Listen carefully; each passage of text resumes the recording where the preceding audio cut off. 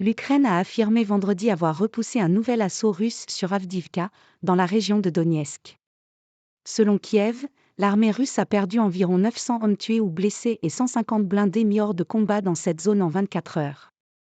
L'Ukraine a déclaré, vendredi 20 octobre, avoir repoussé un nouvel assaut russe sur la ville d'Avdiivka, une cité industrielle située dans l'est de son territoire et visée ces dernières semaines par d'intenses attaques russes, tout en assurant avoir infligé des pertes catastrophiques à l'adversaire.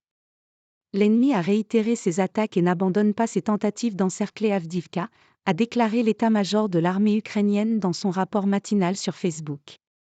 Nos soldats tiennent fermement les lignes de défense, a-t-il poursuivi, affirmant que l'armée russe avait perdu environ 900 hommes tués ou blessés et 150 blindés mis hors de combat dans cette zone en 24 heures. Le président Volodymyr Zelensky a déclaré sur X avoir évoqué des tentatives d'offensive avortées de l'armée russe et ses pertes catastrophiques près d'Avdiivka dans son entretien téléphonique vendredi avec le chancelier allemand Olaf Scholz. Le chef de l'administration présidentielle ukrainienne Andriy Yermak a de son côté diffusé une photo d'un véhicule blindé brûlé et ce qui ressemble à un corps dont l'image est floutée. Avdiivka. Nos guerriers détruisent les Russes qui tentent d'attaquer sur les flancs, a-t-il écrit sur Telegram. Le ministère russe de la Défense n'a fait aucun commentaire sur cette ville dans son rapport quotidien, mais un blogueur militaire russe a fait état d'une situation tendue. Les troupes russes ont réussi à occuper une position très importante. Toutefois, les Ukrainiens ont réussi à contre-attaquer près de la localité de Berditchy, au nord-ouest d'Avdiivka, et à repousser des unités d'assaut vers une ligne de chemin de fer, a écrit vendredi la chaîne Telegram Rybar, proche de l'armée russe et suivie par plus de 1,2 million de personnes. La situation reste tendue. Au sud d'Avdiivka, des unités d'assaut russes ont pu élargir la zone de leur contrôle, mais la situation reste tendue, tandis que l'armée ukrainienne y envoie des renforts et se prépare à des tentatives de contre-offensive russe, a affirmé la même chaîne jeudi soir.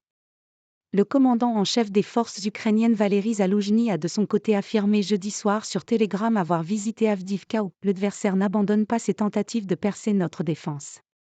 Il a dit y avoir discuté avec le commandement de la tactique et des besoins prioritaires des unités déployées sur place. Sur une vidéo qu'il a diffusée, on peut voir le général dehors, avec un casque et un gilet pare-balles, puis dans un poste de commandement dans un abri, en train de discuter avec les militaires, qui lui ont notamment raconté avoir abattu un avion russe d'attaque au sol Su-25. L'ennemi utilise activement des unités d'assaut, lance un grand nombre de blindés et a recours à l'aviation et à l'artillerie, a écrit le général Zaloujny.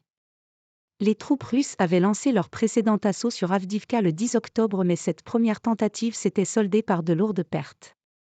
Quasiment située sur la ligne de front depuis 2014, cette cité se trouve à 13 km au nord de Donetsk, la capitale, sous contrôle de Moscou, de la région éponyme dont le président russe Vladimir Poutine a revendiqué l'annexion il y a un an.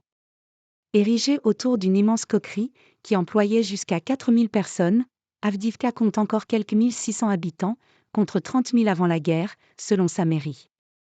Avec AFP.